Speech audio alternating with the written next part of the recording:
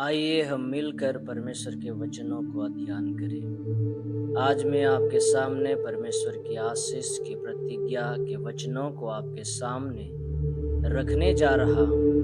मेरे निवेदन आपसे ये है कि आप वचन को विश्वास से थाम लें और अपने जीवन पर घोषणा करें कि परमेश्वर जो अपने वचन पे प्रतिज्ञा करता है उसे आप अपने जीवन पर देख पाएं। तीसरा यूहन्ना अध्याय 1 वचन 2।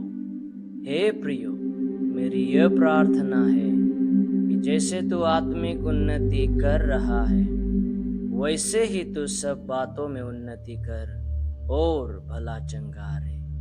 परमेश्वर का वचन यहाँ प्रतिज्ञा करता है कि हम हर प्रकार से उन्नति करते जाएं जैसे हम आत्मा में उन्नति कर रहे हैं।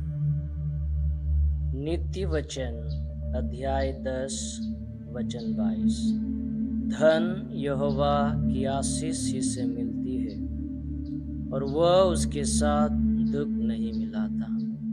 परमेश्वर का वचन इस प्रकार से कहता है कि धन यहोवा ही की आशीष से मिलता है और परमेश्वर का जो आशीष उससे हमें मिलता है उसमें परमेश्वर कोई दुख नहीं मिलाता, बल्कि उसमें हम परमेश्वर की आशीष को ही हमारे जीवन पर देख पाते। यहोशू अध्याय 1 वचन 8। व्यवस्था की यह पुस्तक तेरे चित्त से कभी ना उतरने पाए, इसी में दिन रात ध्यान दिए रहना, इसलिए कि जो कुछ उसमें लिखा है उसके अनुसार करने की तू चौकसी करे, क्योंकि ऐसे ही करने से तेरे सब काम सफल होंगे और तू प्रभावशाली होगा।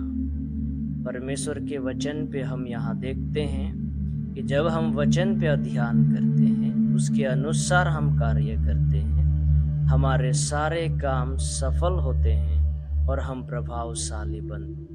भजन की पुस्तक अध्याय 1 वचन 2 और 3।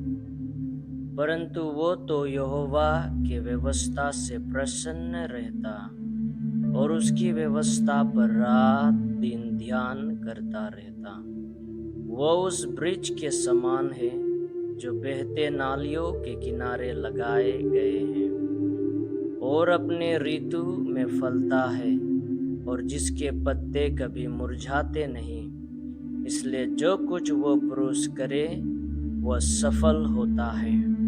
यानी एक व्यक्ति को अपने सारे काम में सफलता पाने के लिए उससे जरूरी है कि वो परमेश्वर के वचन से प्रसन्न रहे और उसमें रात दिन ध्यान करे और उसके अनुसार चले, तो वो व्यक्ति अपने जीवन में हर एक वो सफलता को पाएगा जो परमेश्वर उसके।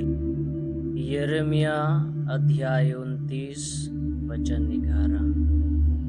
क्योंकि यहोवा की यह वाणी है कि जो कल्पनाएं मैं तुम्हारे विषय करता हूँ उन्हें मैं जानता हूँ, वे हानि के नहीं वरन कुशल ही के हैं और अंत में तुम्हारी आशा पूरी करूँगा।